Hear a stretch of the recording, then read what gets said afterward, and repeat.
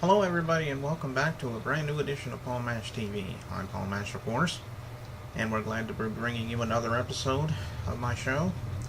And as I stated a couple episodes ago, as you've noticed, we have been doing a lot more artists for you. So hopefully, we can continue to bring you more artists more often, and so you can watch their videos and interviews and get something out of the artists that I interview. And I hope that you're always entertained. And you're always welcome to, as usual, to contact me by email, Facebook, a couple other things. You'll see all that information at the end of the show, so at the closing credits, so be sure to stay tuned for that. This time from Carson City, Nevada, we have Lee Elliott. He's been around for a while. He did some music. He was even in football for a while. He even did voices for commercials. We didn't get around to talking about that, unfortunately. But I think that you'll really enjoy this guy, and he even did a music video for you, and that he personally did for me to put on the show. So without further ado, let's welcome Lee Elliott right here on Paul Mash TV. Welcome back to another interview here on Paul Mash TV. With us from Carson City, Nevada, we have Lee Elliott. Thanks for joining us, Lee. Oh, you're more than welcome. How are you? Oh, I'm doing pretty good. Glad that you can make it today. Thank you. Now, I guess the obvious question is, tell us a little bit about, about how you got started in the music business. I mean, I'm sure you have an interesting story because everyone has one. Why don't you tell us your story? Well, I was born and raised on a cattle ranch in Northern California, and we had a big spread up there, and I started playing the trumpet when I was in 5th grade, and within 2 weeks I was first chair. But my first love was oh, what's that noise there? My first love was singing, and my mom heard me singing one day, and she goes, "You're taking voice lessons."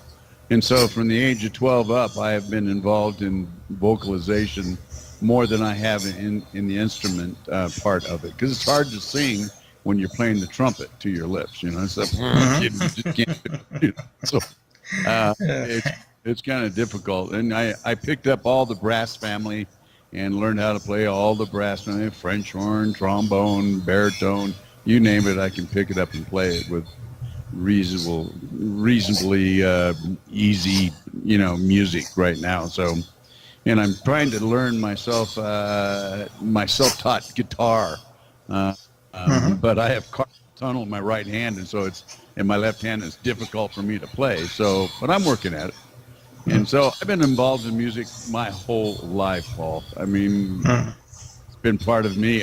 When I was playing football, I would sing an aria in the locker room. It would drive my teammates crazy. It would be just fun,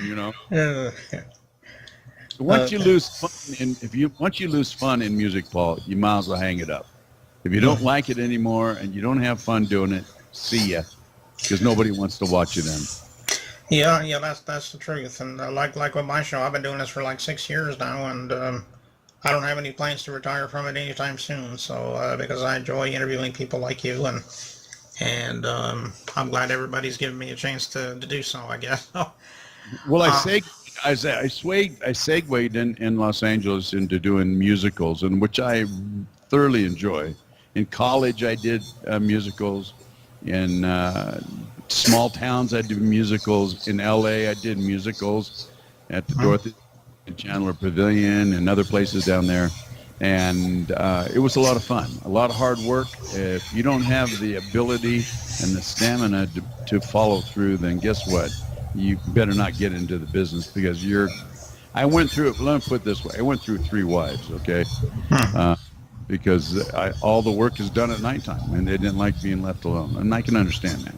Right. And so that's where we're at today. Okay.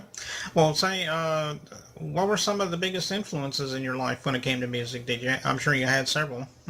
Oh, you bet. I had, believe it or not, my mom taught me to swing dance when I was young. And so, of course, Frank Sinatra, she dated Frank Sinatra on a blind date one time. Oh, I see. She was from Santa Monica. But Frank Sinatra, Bing, Dean Martin, you name all the big names. I took vocal lessons, actually vocal coaching from a lady by the name of Connie Cox, who's the one that taught Johnny Mathis to sing. Oh. And unfortunately, she wanted everybody to sing like Johnny Mathis. And I'm a bass, as you can tell. I'm a bass baritone. And there's no way I can go, look at me. Get there in the stratosphere like he did. And it was kind of funny. So I've stuck with, singing, the bass notes. And but then I started going into country, and I started listening to some of the old style country. Of course, the big one, Johnny Cash, Waylon Jennings, and the rest of the crowd out there. And now the new singers, not new anymore, but Alan Jackson. And but then some of the rock and roll. I love CC, Clearwater, and I love their music. So I have a whole gamut of people that I look up to. I envy to a certain degree, but God gave me what He gave me, and guess what? I've got to be satisfied with it. That's how I look at it. Can't be any more or any less. Right. Yeah. Did you ever have any albums in the past, or have you ever thought about doing an album ever? I had a CD a long time ago, but I had a horrific divorce one time. Oh. And all my masters, I had gone around, I collected probably 4,500 pieces of sheet music dating all the way back to the late 1800s. And rodeo and football trophies and other trophies that I'd earned in competitions and stuff. And she dumped them all into a 55-gallon drum, poured gasoline on, and set them all on fire. Okay. So it went bye-bye. And you know what? I looked at it this way. It was time to close that chapter and move on. Yeah, I can understand where you're coming from. Well, we're just about out of time, but you're about getting ready to do a song for us, though. What's the name of the song that you're going to do for us? Sylvia's Mother, Dr. Hook. Ah, yes. I remember that group from the 70s. Yeah, they were pretty good group. They made the Rolling Stone cover in 1973, Dr. Hook and the Traveling Medicine Band, and which he was a great artist. And I don't even know if he's still alive or not. I don't know. A lot of those guys back then have burned themselves out to the point where they can't live anymore. Right. Yeah, that was the way you were just talking about cover of the Rolling Stone. I remember that was one of their biggest hits, and I always enjoyed that song. Yeah, it was a good time. Okay.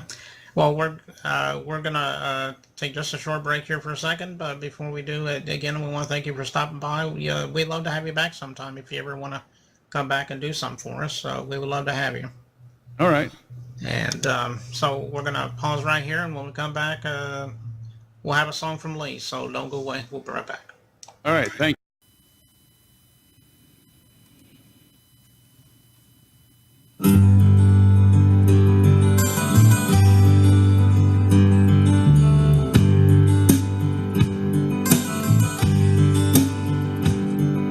Sylvia's mother says Sylvia's busy, too busy to come to the phone.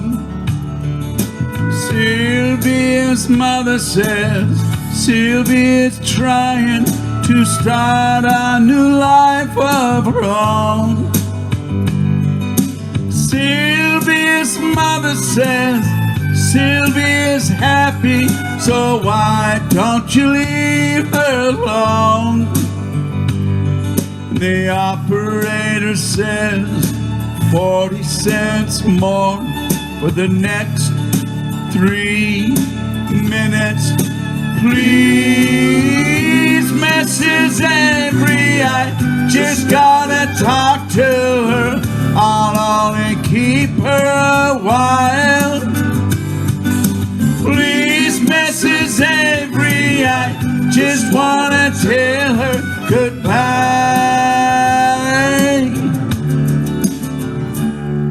Sylvia's mother says Sylvia's packing, she's gonna be leaving today. Sylvia's mother says Sylvia's marrying a fella down Galveston way.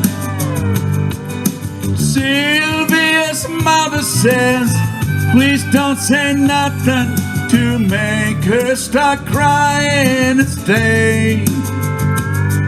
And the operator says 40 cents more for the next 3 minutes. Please, Mrs. Avery, I just gotta talk to her. I'll only keep her a while. Please, Mrs. Avery, I just wanna tell her goodbye.